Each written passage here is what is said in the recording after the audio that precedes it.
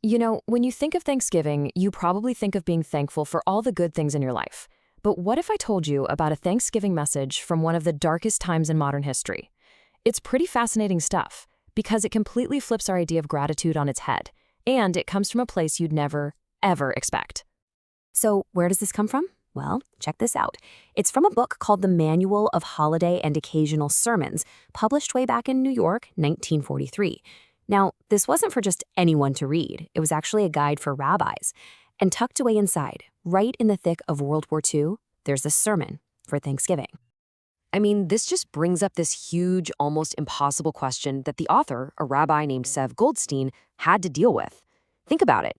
The entire world is tearing itself apart, so how on earth could you possibly stand up and talk about a holiday of thanks?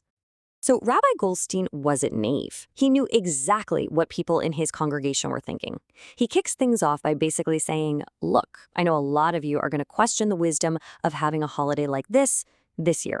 I mean, people would just look around them, see nation is arrayed against nation in mortal combat, and just ask that one simple, powerful question. Why? Why are we doing this? And this is where his approach gets really, really interesting. He doesn't start by trying to convince everyone of reasons to be grateful. Nope. He does the exact opposite.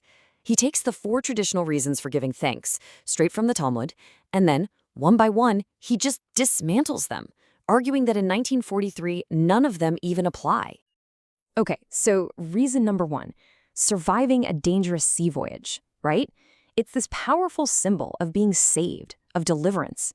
But in 1943, how does that work? Well, he points out the brutal reality. He says it's still too early to offer thanks for those who have crossed the ocean in safety. For so many families, that outcome was just terrifyingly up in the air. So right off the bat, that first traditional reason, it just doesn't hold up. All right, what's next? The second traditional reason for giving thanks is for making it through a dangerous wilderness. But, has humanity really found its way out of the woods? The rabbi's take is that the entire world has become a wilderness. He says humanity is sick, afflicted with selfishness, greed, and fratricide, and that we're all just living by this grim rule of may the strongest survive. So, in his eyes, we are still completely and utterly lost. Okay, reason number 3. This one's about recovering from a serious illness. You know that feeling of profound relief. And you think, hey, maybe this one applies to the world's situation, right? The world is sick. Maybe it's getting better. He actually acknowledges that, yeah, the tide might be turning. But he's quick to say it is way too early to celebrate a full recovery from the malady which afflicts the world. Let's be real. In 1943, the world was still in the ICU. It was in critical condition. And that brings us to the 4th and final traditional reason, being released from servitude, from slavery, or prison. I mean, that's a huge cause for Thanksgiving, for sure. But again, the rabbi flips it. He argues that far from being free, modern people are actually enslaved by our own creations. He says that technology, which was supposed to help us, has become this mighty and hideous monster of exploitation and tyranny. So in his view, we weren't free, not at all. So let's recap. He has just shot down every single conventional reason to be thankful. It really seems like there's no hope left in this sermon. And then, just when you think it's over, it takes this sharp, totally unexpected turn. Rabbi Goldstein drops this truly paradoxical idea. Yeah, let that one sink in for a second. The idea is that we should be thankful for misfortune. He's arguing that even when things are awful, we have to look for the blessing in disguise. This right here is the absolute core of his sermon. It's a complete reframing of what gratitude even means. But how? How could that possibly be true?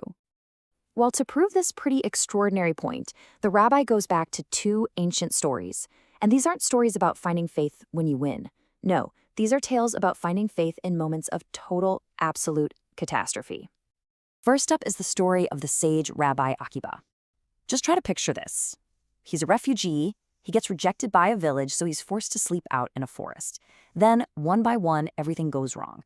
A storm blows out his lamp, a wolf kills his rooster, his ancient alarm clock. Then a lion eats his donkey. He's left with literally nothing. But then, the next morning, Rabbi Akiva finds out the village was attacked and massacred by robbers. And it hits him. Every single one of those calamities was actually his salvation. The lamp would have given away his position. The rooster or the donkey would have made noise. Everything that seemed like terrible misfortune was in fact a miracle. The sermon's second example is the story of Jacob. And it's at his absolute lowest point. I mean, he's fleeing for his life, he's totally alone with nothing, that he has that famous vision of a ladder to heaven. It's just another reminder that faith isn't always found when you're comfortable, it's often found in crisis. Okay, so now we get to the final, really powerful pivot. Now that he's established this idea of finding faith in misfortune, the rabbi brings the whole sermon full circle. He goes right back to those 4 original reasons for giving thanks, but now he reinterprets them in a completely new light. And this is the big transformation. Thanksgiving in 1943, he argues, isn't about celebrating what is, it's about praying for what must be. It's a shift from the present to the future. So, being thankful for crossing the sea, that becomes a prayer for the victorious return of our armed forces. Journeying the wilderness, that becomes a prayer for civilization to finally emerge from selfishness. Recovering from illness becomes a prayer to cure the world of fascism and war. And release from servitude becomes a prayer for the freedom of all oppressed people. So, at the end of the day, this is the ultimate takeaway. Thanksgiving gets transformed. It's no longer just a celebration, it's an act of faith. It becomes an expression of hope for the future. And that's how he could stand there and say, yes, my friends, we may offer hymns of gratitude, even though our hearts are heavy and our spirits are low. He wraps it all up with this incredibly powerful verse from the Psalms. And what it's really saying is that Thanksgiving isn't just for the good times. It's something you're supposed to offer in the day of trouble, as a vow, as a call for help, as this profound act of hope for what's to come. It's just a remarkable message, especially coming from such a dark time. And it leaves us with a really challenging question, doesn't it? In our own dark times, is hope the ultimate form of gratitude? Maybe the most powerful way to be thankful isn't just about what we already have, but about having faith in a better future, especially when that future seems so far away.